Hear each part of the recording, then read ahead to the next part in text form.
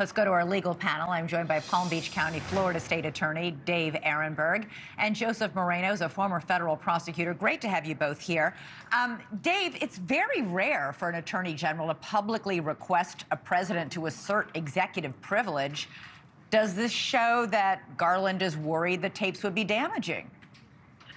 Elizabeth, he's worried that he would be held in contempt and face criminal prosecution, but by invoking executive privilege, that's out the window. He could still be held in contempt, but there's no risk of any criminal prosecution here.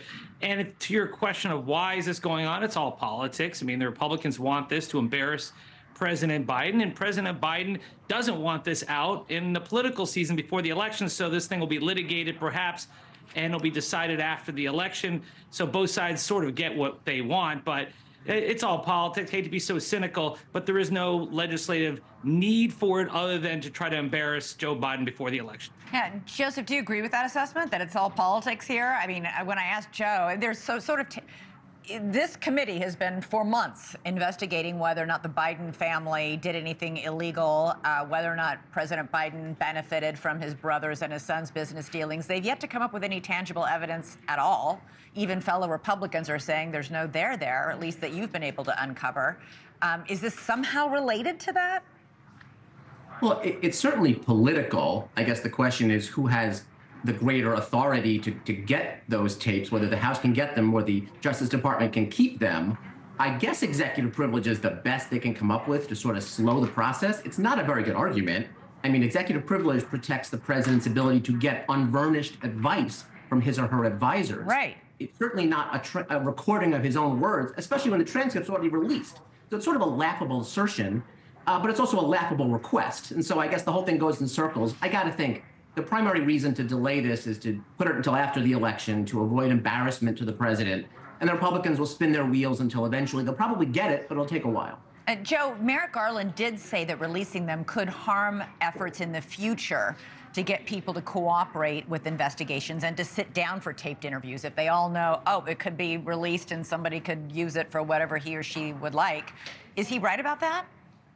Well, I suppose. I mean, when Donald Trump was being investigated by Bob Mueller, he declined to sit down for an interview. So it is the subject's choice, and it's their choice to be recorded or not. So I suppose that's a decent argument there.